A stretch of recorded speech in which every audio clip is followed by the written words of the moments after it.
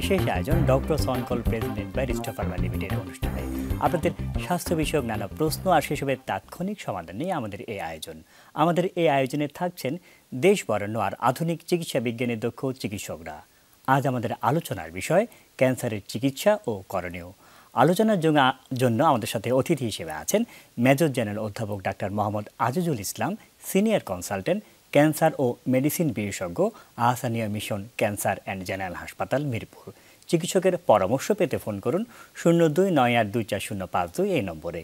পুরো অনুষ্ঠান জুড়ে সাথে আছে আমি ডাক্তার আবু সাইদ শিমুল। দর্শক, আমাদের জীবনযাত্রা, খাদ্যাভ্যাস বা আমাদের এই যে জলবায়ুর পরিবর্তন, বিভিন্ন কারণেই কিন্তু ক্যান্সারের সংখ্যা দিন দিন বেড়েই চলেছে, মৃত্যুর মিছিল বাড়ছে। কিন্তু একটু যদি আমরা সচেতন হই, আগেভাগে শনাক্তকরণের এখন বিভিন্ন টুল রয়েছে, সেগুলি সম্পর্কে যদি একটু জানি এবং যে উন্নত চিকিৎসা আমাদের দেশেই সম্ভব, সেগুলি সম্পর্কে যদি একটু সচেতন থাকে, তাহলে কিন্তু এই রোগ থেকে অনেক ক্ষেত্রেই পরিত্রাণ পাওয়া সম্ভব। কি কি নিয়ম আমরা মেনে চলব, কোথায় কোথায় চিকিৎসা পাওয়া যায়, কোথায় কোথায় রোগ শনাক্তকরণের উন্নত ব্যবস্থা রয়েছে, এই সব বিষয়গুলো নিয়ে আমরা আলাপ করব। এবং এই সব বিষয়গুলো নিয়ে আলাপ করার জন্য আমাদের সাথে রয়েছেন অধ্যাপক ডাক্তার মোহাম্মদ আজিজুল ইসলাম। আপনাকে স্বাগত আমাদের অনুষ্ঠানে। ধন্যবাদ। যে আসলে প্রথমে জানতে চাইছি, ক্যান্সার শুনলেই তো আসলে অনেকের মধ্যে একজন ভীতি চলে আসে। আসলে ভয়াবহতাটা কতটুকু আমাদের দেশে বা বিশ্ব প্রেক্ষাপটে যদি একটু বলতেন যে এটার স্বরূপটা কি বা কতটুকু ব্যাপ্তি? আপনাকে অনেক ধন্যবাদ এবং শ্রোতা দর্শককেও অনেক ধন্যবাদ। আসলে ক্যান্সারের নাম শুনলে আমরা অনেক সময় ভয় পাই। আমরা একটা প্রবাদও আছে, যদি হয় cancer there is no answer. আসলে ক্যান্সারের আনসার একসময় ছিলই না, তবে আস্তে আস্তে এই অনেক আনসার আসতে চলে আসছে। তারপরও এখনও ক্যান্সারের চিকিৎসা, বিশেষ করে জটিল ক্যান্সার রোগ বিধায় অনেক চিকিৎসা পদ্ধতি আমাদের আসলেও সেইটা অত্যন্ত অপ্রতুল এবং সেই প্রতুলতা এখনও হয় নাই। অর্থাৎ ক্যান্সার ফ্যাসিলিটিটা আসতেছে, সমস্ত রোগী সমান হারে সেখানেও পাচ্ছে না। তবে আমরা আশা করছি খুব শীঘ্রই দ্রুততার সাথে আমরা এই ক্যান্সার চিকিৎসা এবং এই চিকিৎসা পদ্ধতিকে একটা সম্মানজনক জায়গায় এগিয়ে নিতে পারবো, যাতে করে আমাদের পেশেন্টরা উন্নত চিকিৎসা পেতে পারে। জি জি, আপনি তো অনেক দিন ধরে আসলে এই বিষয়ে বা চিকিৎসা দিয়ে যাচ্ছেন। কোন ধরনের ক্যান্সার বা আমাদের দেশে বেশি হয়? ক্যান্সারের আসলে বিভিন্ন রকম কোয়ালিটি, বিভিন্ন রকম টাইপ আছে। বিশেষ করে অর্গান স্পেসিফিক ক্যান্সার হয়ে থাকে সাধারণত।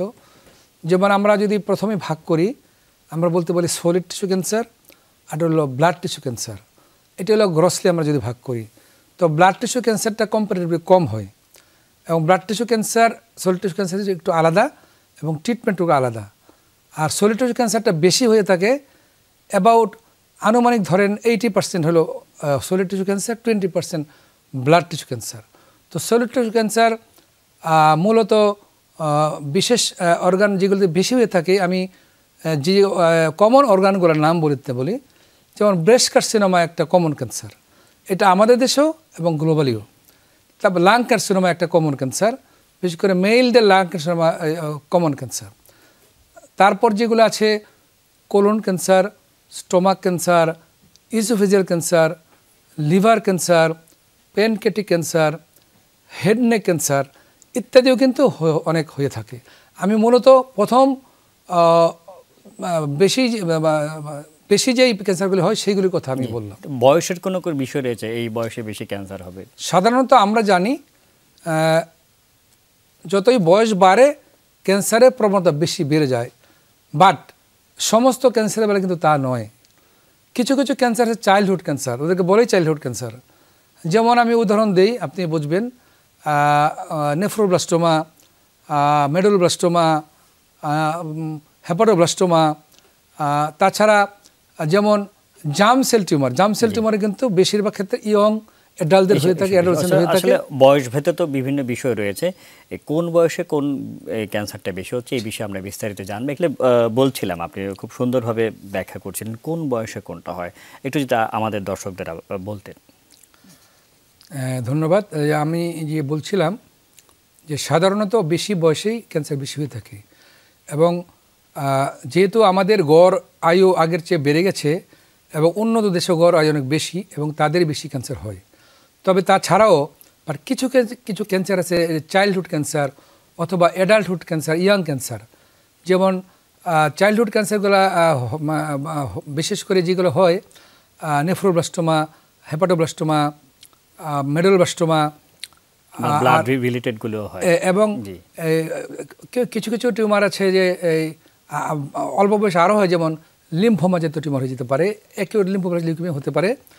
আর এই ইয়াং অ্যাডাল্ট যারা তাদের বেশি হয়ে থাকে সাধারণত germ cell tumour, sarcoma, young sarcoma ইত্যাদি। আর বাদ বাকি যে অর্গান স্পেসিফিক ক্যান্সারগুলো যেমন lung cancer, colon cancer, stomach cancer, এগুলো বেশিরভাগই বয়সের সাথে সাথে বাড়ে। তবে প্রোস্টেট ক্যান্সার অ্যাবসলিউটলি একটা বয়স্ক রোগীদের বেশি হয়ে থাকে। 50 বছরের আগে প্রোস্টেট ক্যান্সার হয় না বললেই চলে। 60-70 বছর যতই বেশি যেতে থাকে ততই ক্যান্সার বেশি বাড়তে থাকে। আর মাল্টিপল মায়োমা একটা আছে ব্লাড ক্যান্সার, সেটাও একটা বয়স্কজনিত ক্যান্সার। বাট অন্যান্য যে কোনো বয়সেই কিন্তু সমস্ত ক্যান্সারই হতে পারে। আচ্ছা, বিভিন্ন ক্যান্সার হলে তো আসলে বিভিন্ন জায়গায় বিভিন্ন লক্ষণ হয়, কিন্তু সাধারণভাবে একজন মানুষ, ধরেন যারা সুস্থ মানুষ অনেকে দেখছেন, তাদের মধ্যে তো একটা ভয় আসছে যে আমার কি ক্যান্সার হয়ে গেল কিনা, বা আমাদের আত্মীয় স্বজন, মা বাবা, তারা প্রাথমিকভাবে কি লক্ষণ দেখে বুঝবে যে না এটা হয়তো হতে পারে, অন্য রোগও হতে পারে, কিন্তু আমার একজন বিশেষজ্ঞর কাছে যাওয়া উচিত? হ্যাঁ, ক্যান্সারের প্রতিটা রোগের মতোই ক্যান্সারের কিছু কিছু সিমটম থাকে। তার মধ্যে কতগুলো জেনারেল সিমটম, কতগুলো অর্গান স্পেসিফিক সিমটম। তা আমি হয়তো, আপনি তো মিন করেছেন জেনারেল সিমটমগুলাই। তো যেমন কেউ যদি এটা যে বছরই হোক, হয়তো মিডল এজ হোক বা ইয়াং এজ হোক বা এল্ডারলি পিপল হোক, তাদেরই আমরা যে কমন সমস্যাগুলো বুঝতে পারি। প্রথমেই বলতে পারে একজনের হতে পারে তার ক্ষুধামন্দা, মানে খেতে ভালো লাগে না, অরুচি। তারপরে ওজন কমে যাচ্ছে, সিগনিফিক্যান্ট ওয়েট লস করে, দেখে গেল 2-3 মাসের মধ্যে তার 20 কেজি 10 কেজি ওজন কমে গেছে, এটা হতে পারে। আর জ্বর হতে পারে, যে দেখা গেলো জ্বর অল্প অল্প জ্বর থাকে, আবার ভালো হয়ে যায়, কমে যায়, এভাবে কিন্তু একেবারে কমে না। 3 মাস 4 মাস 6 মাস হয়ে গেল জ্বর কমতেছে না, তা ওজন কমে যাচ্ছে। এবং দুর্বলতা, দেখা গেল সে আগের মতো আর কাজকর্ম করতে পারে না, দুর্বল লাগে। এইগুলো হলো জেনারেল সিমটম। আর আমি যদি স্পেসিফিক সিমটমের কথা বলি, সেটা কোন অর্গানে হলো সেটা অনুসারে। যেমন যদি আমরা লাংসের কথা বলি, সেই পেশেন্টগুলো আসবে, আমি আগে যেগুলো বলছি সেইগুলোর সাথেই, যেমন জ্বরও থাকতে পারে, দুর্বল থাকতে পারে, অরুচি থাকতে পারে, ক্ষুধামন্দা থাকতে পারে, ওজন কমে যেতে পারে, এবং সেই সাথে কাশি থাকতে পারে, বুকে ব্যথা থাকতে পারে, শ্বাসকষ্ট হতে পারে, হিমোপ্রাইসিস হতে পারে। এবং অন্যান্য অর্গান যদি বলি, যেমন কোলন ক্যান্সার, দেখা গেলো ওই অন্যান্য যে জেনারেল সিমটমগুলোর সাথে তার কোনো অল্টারনেট বাউল হ্যাবিট দিতে পারে। দেখা গেলো যার কিছুদিন কনস্টিপেশন হয়, কিছুদিন ডায়রিয়া হয়, আবার ডায়রিয়া রক্ত যেতে পারে, এবং পেটে ব্যথা করতে পারে, পেট অবস্ট্রাকশন হতে পারে, ইন্টেস্টাইন অবস্ট্রাকশন হতে পারে। এবং ঠিক সেরকম যদি আমরা সার্ভাইকাল সিনড্রোম বলি, দেখা গেলো যে post menopausal period, post menopausal age, একটা মহিলা 60 বছর বয়স, তার হঠাৎ করে ব্লিডিং হচ্ছে, ব্যথা হচ্ছে, এবং অরুচি, ক্ষুধামন্দা, জ্বর ইত্যাদি হচ্ছে। এইগুলি যেমন সার্ভিক্যাল কার্সিনোম হতে পারে। এবং যেমন অন্যান্য সকল ক্যান্সারে ঠিক সেরকম কিছু স্পেসিফিক সিমটম থাকে। যেমন স্টোমাক ক্যান্সার, পেটে ব্যথা হতে পারে, তার জেনারেল সিমটমের সাথে হেমাটোমেসিস হতে পারে, পেটে ব্যথা হতে পারে, পেটে পানি আসতে পারে, এবং দুর্বল লাগতে পারে। অন্যান্য যেমন যদি প্রোস্টেট কার্সিনোমা হতো, যেটা এল্ডারলি হয়ে থাকে বয়স্কদের, পুরুষদের, যেমন তার ঘন ঘন পেশাব হতে পারে, পেশাব আটকে না রাখতে পারে। এবং সেই সাথে এটা যখন অ্যাডভান্স দিয়ে চলে যায়, তখন ইউরিন রিটেনশন হতে পারে। এবং এই যে ক্যান্সারগুলো লক্ষণ নিয়ে আসলো, এটা শনাক্তকরণ কীভাবে করেন, বা এবং শনাক্তকরণের যে আমরা বলো ফেসিলিটিগুলি, সেগুলো আমাদের দেশে কেমন? ধন্যবাদ। আসলে ক্যান্সার একটা অত্যন্ত ভয়াবহ এবং জটিল রোগ আমি মনে করি। এটা গ্লোবালি সব জায়গায় অত্যন্ত জটিল এবং জটিল রোগ, এবং এটার প্রগনোসিস বেশিরভাগ ক্ষেত্রে অনেক সময় খারাপ হয়ে থাকে। তবে তারপরেও আমাদের দেশে আমি যদি বলি যে এখনও এটা কিছুটা নেগলেক্টেড আমার মনে হয় আর কি। আমার ব্যক্তিগত মনে হয় যে ক্যান্সারের ট্রিটমেন্ট ফ্যাসিলিটি আরও বাড়া উচিত। তাও আবার আমি কীভাবে নেগলেক্টেড এটা আমি কিছু বলি। যেমন আমরা যদি যে কোনো ক্যান্সার, আমরা এটা সলিড টিস্যু ক্যান্সার হোক বা ব্লাড ক্যান্সার হোক, আমরা সলিড টিস্যু ক্যান্সারই বেশি বলি, কারণ এটা 80% ক্যান্সার সলিড টিস্যু ক্যান্সার। বেশিরভাগ লোক সবাই ক্যান্সার বলে সলিড টিস্যু ক্যান্সার মিন করে সাধারণত। তাছাড়া আপনি হয়তো জানেন পেডিয়াট্রিক ক্যান্সার অঙ্কোলজিস্ট আছে, হেমাটোলজিস্ট আছে, আর তাছাড়াও বেশিরভাগই মিন করে adult cancer, solid tissue cancer. এই সলিড ক্যান্সারের আমরা যদি শুরু থেকে বলি, যেমন প্রথমেই এটা ডায়াগনোসিস করতে হবে। তো ডায়াগনোসিসের জন্য আমাদের কিছু ফ্যাসিলিটি দরকার। আর আমি আগেই বলেছি যে লক্ষণগুলো সম্বন্ধে আপনি জানতে চেয়েছেন, আমি বলেছি যে কিছু জেনারেল সিমটম, কিছু কিছু স্পেসিফিক সিমটম, কিছু অর্গান স্পেসিফিক সিমটম। যেমন লাং ক্যান্সারের অর্গান সিমটম আছে, কোলন ক্যান্সার আছে, ব্রেস্ট টিউমার আছে। যেমন ব্রেস্ট টিউমার অনেক সময় পেনলেস, মনে হয় যে ব্রেস্টের মধ্যে একটা চাকা হয়েছে, একটা টিউমার হয়েছে, কোনো ব্যথা নাই, কিছু না, হয়তো উনি গুরুত্ব দিচ্ছে না, আস্তে আস্তে বড় হচ্ছে। বাট তখন যদি গুরুত্ব দেয় তাহলে কিন্তু আর্লি স্টেজে ধরা পড়ে যায়। কিন্তু যদি এটা গুরুত্ব উনি না দেন, যেমন আরও বড় হয়ে গেলো, ব্যথা শুরু হয়ে গেলো, বিভিন্ন জায়গায় ছড়িয়ে গেলো, তখন কিন্তু আরও কষ্ট হয়ে যাবে।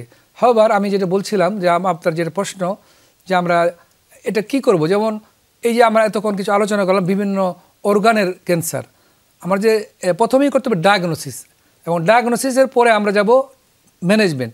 তো ডায়াগনোসিস যে টুলসগুলা, তার মধ্যে আমরা প্রথমেই ধরো রেডিওলজিক্যাল ডায়াগনোসিস।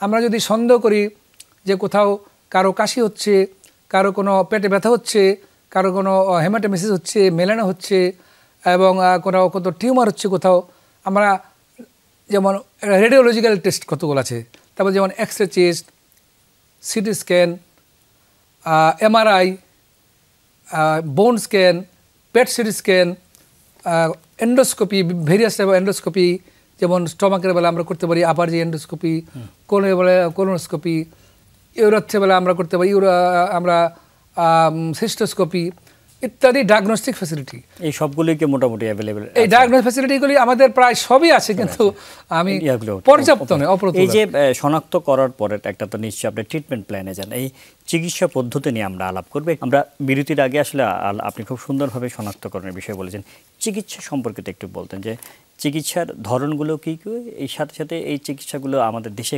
কেমন প্রতুলতা রয়েছে সেটা যদি বলতেন। ধন্যবাদ। আমরা হয়তো ডাক্তার ছাড়াও যারা প্যারামেডিক্স বা স্বাস্থ্যসেবার সাথে জড়িত সবাই হয়তো আমরা জানি যে বিশেষ করে সলিড টিস্যু ক্যান্সারের ট্রিটমেন্ট মডালিটিস কয়েক প্রকার। তার মধ্যে যেটা সবচেয়ে ইম্পর্টেন্ট, আর্লি স্টেজে ধরা পড়লে surgical treatment is the curative treatment. মানে যদি আর্লি স্টেজে যে কোনো ক্যান্সার ধরা পড়ে, এটা ব্রেস্ট ক্যান্সার হোক বা স্টমাক ক্যান্সার হোক, লাং ক্যান্সার হোক, এনিহোয়ার, এটা কিন্তু সার্জারি করে কিউর করে ফেলা যায়। বাট বেশিরভাগ পেশেন্টই, আমাদের বেশিরভাগ অর্গানই প্রথম আর্লি স্টেজে ধরা পড়ে না। বিশেষ করে ব্রেস্ট ক্যান্সারটা আমাদের দেশে অনেক সময় একটু আর্লি স্টেজে ধরা পড়ে, এবং এটা যেহেতু ট্রিটমেন্টটাও আমাদের দেশে বেশ ভালোই আছে, পর্যাপ্ত আছে, এবং এটা কিন্তু ট্রিটমেন্টও খুব দ্রুত করা সম্ভব হয়। কিন্তু অন্যান্য ক্যান্সারের যেহেতু সিমটমগুলো ওইরকম পরিষ্কার না, এবং অনেক সময় আমাদের আর্লি স্টেজে আসে না, তখন এদের বেলা আমাদের অনেক রুগীদের ডায়াগনোসিস করতে অনেক দেরি হয়ে যায়, বিকজ আমাদের ডায়াগনোসিস ফেসিলিটিগুলো অত নাই। তার মধ্যে আমি যদি বলি, আমাদের যে দেশে একটা টিউমার যদি হয় বা যদি ক্যান্সার হয়, আমাদের রোগীরা প্রথমে যেখানেই যাক একটা রেডিওলজিস্ট ওনাকে বলে দেয় আপনি একটু হয় বায়োপসি করেন, এক্সট্রাকশন বায়োপসি বা কোর বায়োপসি, এফএনএসি। কিন্তু এফএনএসিটা বেশি কমনলি আমাদের দেশে রেডিওলজিস্টরা বলেন। তা আমি দেখেছি যে এটা আমি রিকোয়েস্ট করব যে এফএনএসি কিন্তু একটা vague test, fine needle aspiration cytology, এটা দিয়ে কিন্তু আপনি যদি একটা লিম্ফ নোড টেস্ট করেন আপনি ডায়াগনোস করতে পারবেন না। যদি আপনি ব্রেস্ট থেকে এফএনএসি নেন, আপনি কিন্তু অন্যান্য মলিকুলার টেস্ট করতে পারবেন না, আপনি ইমিউনোহিস্টোকেমিস্ট্রি করতে পারবেন না। তদ্রূপ যদি আপনি একটু কোলনের ক্যান্সারের একটা বা যদি আপনি লাংয়ের বায়োপসি নেন, সেটাও কিন্তু আপনি যদি কোর বায়োপসি না নেন, এফএনএসি করতে পারবেন না। তো সুতরাং এফএনএসি আমরা কোনোভাবে যেন না করি, এফএনএসিটা আমাদের বেশি করা হয়, এর কারণ পর্যাপ্ত কোর বায়োপসির ফ্যাসিলিটি নাই এবং করার জন্য এক্সপার্টাইজ নাই। একজন দর্শক রয়েছে, দর্শকের ফোনটা নিয়ে চাইছি। দর্শক কে বলছেন, কোথা থেকে বলছেন, আপনার নাম এবং বয়স বলে প্রশ্নটি করুন। নোয়াখালী থেকে বলছি, আমার নাম হাবিবুল্লাহ। আমার ওই প্রস্টেটে মাংস জমে গেছে 2012 সালে। জি। এখন পর্যন্ত ডাক্তার ওষুধ দিয়েছে রেফাসিন 8 খাইতেছে। জি। এখন আমার প্রস্টেট ক্যান্সারের লক্ষণ আছে কিনা এটা জানাবেন। আপনার যদি কোনো প্রশ্ন থাকে এরপর উত্তর দিন। হ্যাঁ, আমি ধন্যবাদ। আমি যতটুকু বুঝতে পারলাম, ওনার 12 সালে একটা প্রস্টেট ক্যান্সার ধরা পড়েছে, এখন উনি ওষুধ খাচ্ছেন, এখন ভালো আছেন। তো এখন প্রস্টেট ক্যান্সারের জন্য আমরা কিছু টেস্ট করে থাকি সাধারণত, যে প্রস্টেট গ্ল্যান্ডের সাইজটা আমরা দেখি সাধারণত, এটা আল্ট্রাসাউন্ড দিয়ে করা যায়, এবং এমআরআই দিয়েও করা যায়, but ultrasound is easy process. আর একটা ইম্পর্টেন্ট পয়েন্ট হলো যে একটা মার্কার, পিএসএ কিন্তু একটা ভালো মানে মার্কার। পিএসএ কিন্তু হাইলি স্পেসিফিক এবং সেন্সিটিভ। সুতরাং আমরা যদি পিএসএ লেভেলটা বুঝতে পারি, পিএসএ লেভেল যদি খুব নর্মাল থাকে, খুব কম থাকে, আমরা বুঝতে পারবো যে আপনার শরীরে কোথাও কোনো ক্যান্সার নাই। বাট তারপরে যদি প্রয়োজন মনে করে আমরা তাকে আল্ট্রাসাউন্ডের পর এমআরআই করতে পারি, পেট সিটি করে দেখতে পারি অন্য কোথাও ছড়ালো কিনা। আচ্ছা, এই সামান্য এই টুলগুলি দিয়ে দেখা যায়। আমরা অনুষ্ঠানে একদম শেষ পর্যায়ে চলে এসেছি। আপনি যেটা বলছেন, এই যে আমাদের যে এত অপ্রতুল যে চিকিৎসার ব্যবস্থা বা শনাক্ত করার ব্যবস্থা, এটার জন্য আসলে সরকারের বা স্বাভাবিকভাবে সকলের কি করণীয় একদম শেষ মুহূর্তে? আপনাকে অনেক ধন্যবাদ। এই প্রশ্নটা আমার খুবই প্রিয়, কারণ আমি চাই এটা জানুক। কারণ আমাদের দেশে যেহেতু অনেক ক্যান্সার পেশেন্ট আছে, বিশেষ করে আমার জানা মতে প্রত্যেক বছর 2 লক্ষ পর নতুন ক্যান্সার রোগী মানে ডায়াগনোসিস হয়, এবং সবসময় 20 লক্ষর মতো ক্যান্সার রোগী থাকে। তো সেই তুলনায় কিন্তু আমাদের ডাক্তারের সংখ্যাও অত্যন্ত অপ্রতুল। এবং ডাক্তার বলতে আমি মিন করছি যারা ক্যান্সার ট্রিটমেন্ট করেন, বিশেষ করে মেডিকেল অঙ্কোলজিস্ট, যেমন আমি নিজে একজন medical oncologist, radiation oncologist, surgical oncologist, বিভিন্ন রকম সার্জারি আছে, পেডিয়াট্রিক অঙ্কোলজিস্ট, হেমাটো অঙ্কোলজিস্ট ইত্যাদি সমস্ত স্পেশালিস্টের কিন্তু অভাব আছে, পর্যাপ্ত মোটেও নাই। এবং তারপরে যে ডায়াগনোসিসের জন্য যে ফ্যাসিলিটি, যে আমি যেবার তখন বললাম যে বিভিন্ন রকম biopsy, immunohistochemistry, histopathology, particular molecular টেস্টের অত্যন্ত অভাব। এই মলিকুলার টেস্ট যদি আমরা করতে না পারি, তাহলে কিন্তু আমরা অনেক সময় স্পেসিফিক ট্রিটমেন্ট করতে পারি না। এনজিএস ইত্যাদি টেস্টগুলি আমাদের অত্যন্ত অপ্রতুল। বলছেন যে সামগ্রিকভাবে একটা লোকবলের এবং ফ্যাসিলিটি সব কিছুরই একটা অভাব রয়েছে, এবং সেগুলি থেকে আমাদের উত্তরণ করতে হবে। এতক্ষণ আমাদের সাথে থাকার জন্য আপনাকে অসংখ্য ধন্যবাদ। দর্শক যেমনটি আসলে বলছেন, উনি যেই লক্ষণগুলি বললেন, সেই লক্ষণগুলো যদি আমরা আগে থেকে বুঝতে পারি এবং বিশেষজ্ঞের কাছে যাই, সেই সাথে এই যে ফ্যাসিলিটিগুলি যে একটু বাড়াই, লোকবল, বিশেষজ্ঞ চিকিৎসক এবং যারা টেকনিশিয়ান রয়েছে, সেগুলো যদি আমরা একটু বাড়াতে পারি, তাহলে সমন্বিত যে একটা ক্যান্সারের চিকিৎসা সেটা সম্ভব। সুতরাং আমাদেরও সচেতন হতে হবে সরকারের দিক থেকে, এবং বেসরকারি পর্যায়ে উদ্যোগ যদি আমরা নিতে পারি, নিশ্চয়ই ক্যান্সারের যে আনসার নেই সেই তথ্যটা কিন্তু আমরা ভুলভাবে প্রমাণ করতে পারবো। সকলে সুস্থ থাকুন, এই কামনে আজকের মতো বিদায় নিচ্ছি। আল্লাহ হাফেজ।